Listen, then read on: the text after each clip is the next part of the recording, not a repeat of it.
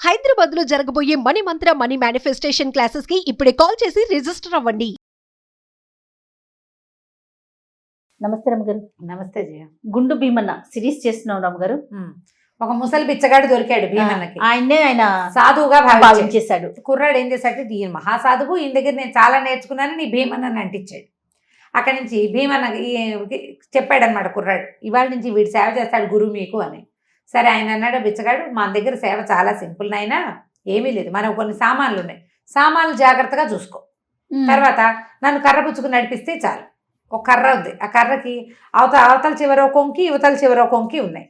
వెనకాల కొంకి ఆయన పట్టుకుంటాడు, ముందు కొంకి నడిచేవాడు పట్టుకోవాలన్నమాట. ఓహో. అక్కడి నుంచి సామాన్లు ఏమున్నాయి, తట్ట బుట్ట, చెంబు తపేల, తర్వాత ఏమో లోట గరిట కర్ర, అవే సామాన్లు. తర్వాత నువ్వు నడిచేటప్పుడు నువ్వు మధ్యలో ఆగక్కర్లా, నీళ్లుంటే నీళ్లు గురు అని చెప్పాలి, రాయి ఉంటే రాయి అని చెప్పు. నువ్వు నా కోసం ఆగక్కర్లా, నా చేయి పుచ్చుకుని నడిపించక్కర్లా, నువ్వు నీళ్ళని చెప్తే నేను నీళ్ళలో ఎలా నడవాలో నాకు తెలుసు అన్నాడు. బాగుందిగా. సరే వీటి సామాన్లన్నీ చూసుకున్నాడు, తట్ట బుట్ట ఉన్నాయి, తర్వాత చెంబు తపేలా ఉంది, లోట గరిట ఉన్నాయి, కర్ర ఏమో ఆయన చేతిలో ఉంది. సరే ఈ సంచి ఈ బుట్ట ఎత్తి నెత్తి మీద పెట్టుకుని ఆయన కర్ర పుచ్చుకుని నడవటం మొదలెట్టాడు. వెనకాల కర్ర ఆయన పుచ్చుకున్నాడు, నడిచొస్తుంటే మధ్యలో ఆగాడు. ఎందుకురా ఆయన ఆగక్కర్లేదని చెప్పే కదంటే, నీళ్లు గురు అన్నాడు. నీళ్ళ? సరే నీళ్ళల్లో ఎవరైనా నడుస్తున్నారా అని అడిగాడు బిచ్చగాడు. అడిగితే ఆవులు నడుస్తున్నాయి గురు అని చెప్పాడు. సరే అయితే మనకంటే ఆవులు నడుస్తున్నాయి అంటే అవి మునగవన్నమాట. బిచ్చగాడి తెలివితేటలు చూడలేని వాళ్ళు అందులకి భగవంతుడు ఒక తెలివి పెడతాడు. ఆవులు నడిచి అవతలకి వెళ్ళిపోతున్నాయి అంటే మనం కూడా నడిచి వెళ్ళిపోగలం, ముందు ఎలాగో వాడు పట్టుకుంటాడు. అక్కడి నుంచి సరేనన్నాడు. ఆ వెనకాల ఆయన కర్ర పుచ్చుకున్నాడుగా, వీడు నడుచుకుంటూ పోయాడు నీళ్ళలోకి. ఇద్దరు నీళ్ళల్లో నడుస్తుంటే ఏమైంది, వీడికి భీమన్న కాలికి ఒక రాయి తగిలింది. రాయి గురు అన్నాడు కానీ ఏం చేశాడు, దబిక్కిని ముందుకు పడ్డాడు. ఓహోహో. బుట్ట వీడి ఎత్తి మీదే ఉంది కానీ వీడు కర్ర వదిలిపెట్ట, నీళ్ళలో పడంగానే ఆ కొంకితో లాగబడి ఆ బిచ్చగాడు గస్తా నీళ్ళలో పడిపోయాడు. ముందు వాడు పడిపోయాడు అనుకో, వీడిని పట్టుకుని ఉన్న వెనకవాడు ఆటోమేటిక్గా పడిపోతాడు. వీడు కంగారు పడి లేచి బుట్ట తట్ట మళ్ళీ అన్ని సరి చూసుకుని సామాన్ ఎత్తి మీద పెట్టుకున్నాడు, కొంకి పుచ్చుకున్నాడు, కర్ర పుచ్చుకున్నాడు. కర్ర వెనకాల బిచ్చగాడు లేడనే విషయం చూసుకోలేదు. ఈ బిచ్చగాడు నీటి ప్రవాహానికి కొట్టుకుపోయాడు. ఆయన నీళ్ళలో పడ్డాడట, కళ్ళు కనపడితే వేరే వ్యవహారము, పైగా అదాట్న నీటిలో పడేసరికల్లా కంగారు వస్తుంది.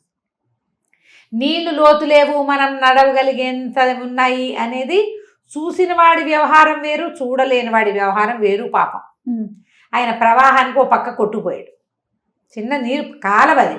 ఈయన వీడేం చేశాడు, ఈ కర్ర పుచ్చుకుని వెనకాల మనిషి ఉన్నాడు అనుకుని నడుచుకుంటూ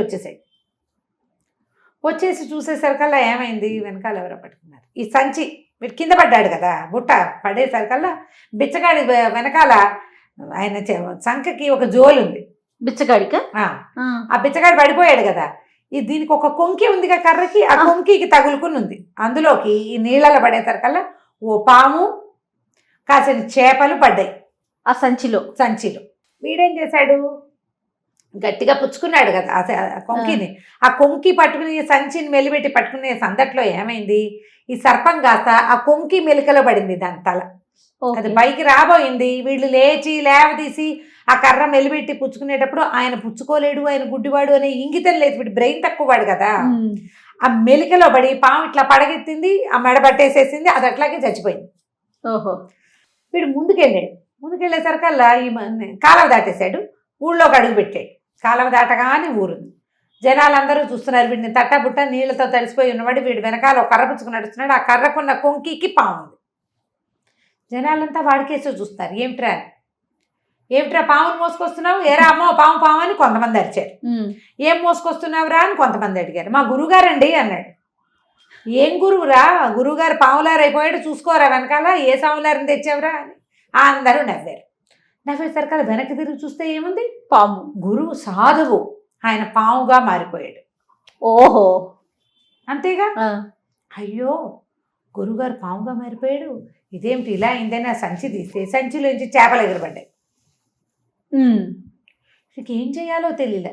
సరే ఇంకేం చేస్తాడు, ఆ పాముని తీసి బయట పారేశారు. చుట్టుపక్కల వాళ్ళని భయపడతాడేమోనని తీసి పారేశారు. వీడు ఇంకేం చేయలేక, అయ్యో స్వాములారి దగ్గర మా నాయనమ్మ ఏం చెప్పింది, అవ్వా నువ్వు వెళ్తే భుక్తి ముక్తి నీకు కొంచెం జ్ఞానం కూడా వస్తుంది పెద్దవాళ్ళతో తిరిగితే. చెప్పింది ఆవిడ. అయ్యో స్వాములారికి మోక్షం వచ్చినట్టుంది, ఆయన పాము అయిపోయాడు, పాము కాస్త చచ్చిపోయిందంటే స్వాములారు వెళ్ళిపోయాడు, రూపం మార్చుకున్నాడు స్వాముల వారు, అలా భావించాడు వాడు. ఆయన పడిపోయాడు, ఇది వచ్చింది, అవన్నీ వాడి బుర్రకు అందల. చుట్టుపక్కల వాళ్ళు అడిగితే వీడేం చెప్తాడు, మా స్వాములారు నేను పుచ్చుకొచ్చాను, ఆయన ఎప్పుడు పాముగా మారాడో నాకు తెలీదు, నీళ్ళలో పడిపోయాడు, నీళ్ళలో సంచి పడింది, ఆ ఇన్ఫర్మేషన్లు ఇవ్వాల.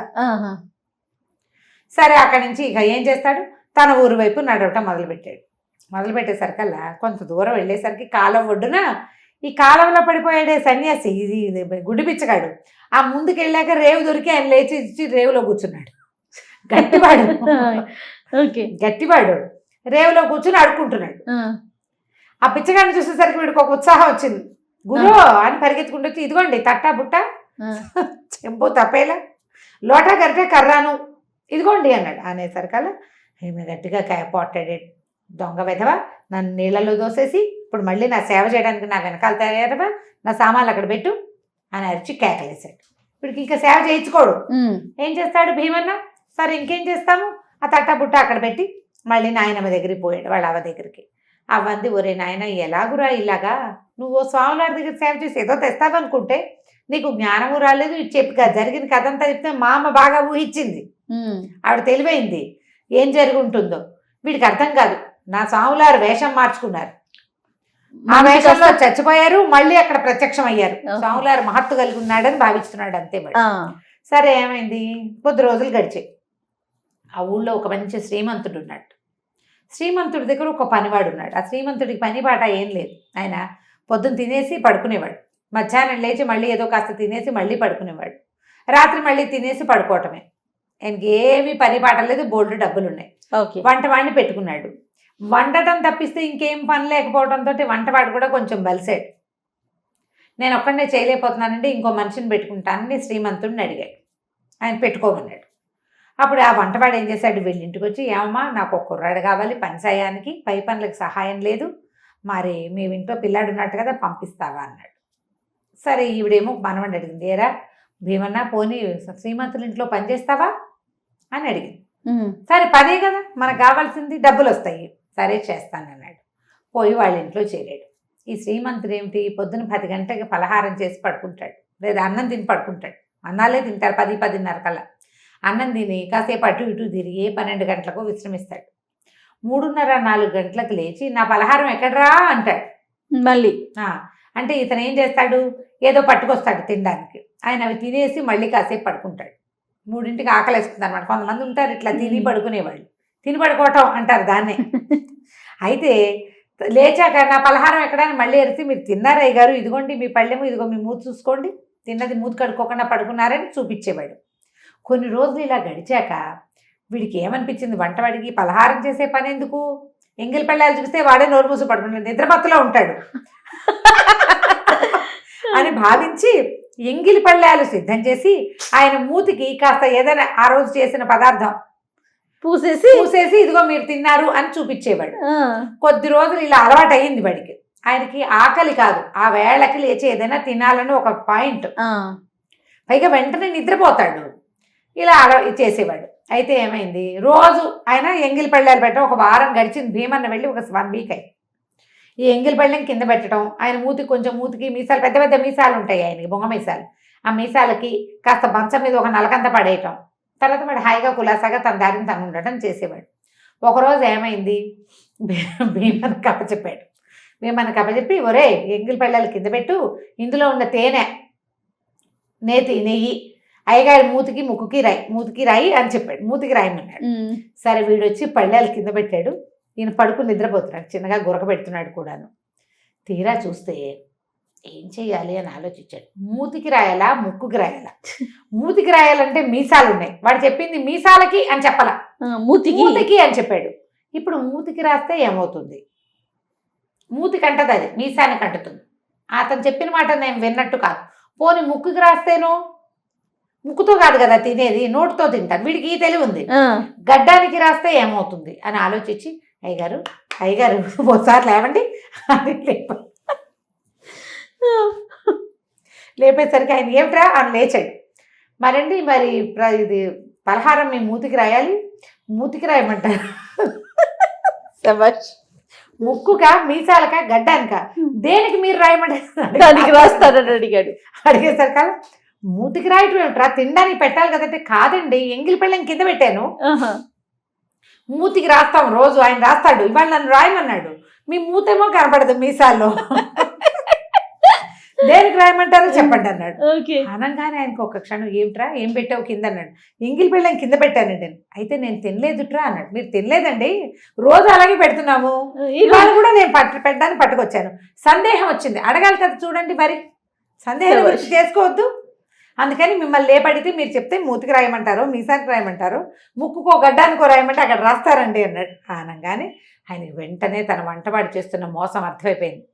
అక్కడి నుంచి హత్తెరిగా అని లేచి ముందు వంటవాడిని చెడామడా రెండు కొట్టాడు. వంటవాడికి ఎవరు లోకువా?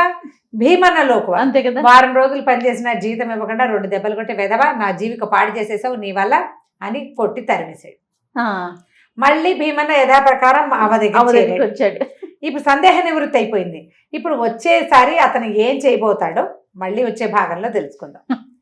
తప్పకుండా అండి. నమస్తే రమగారు. నమస్తే.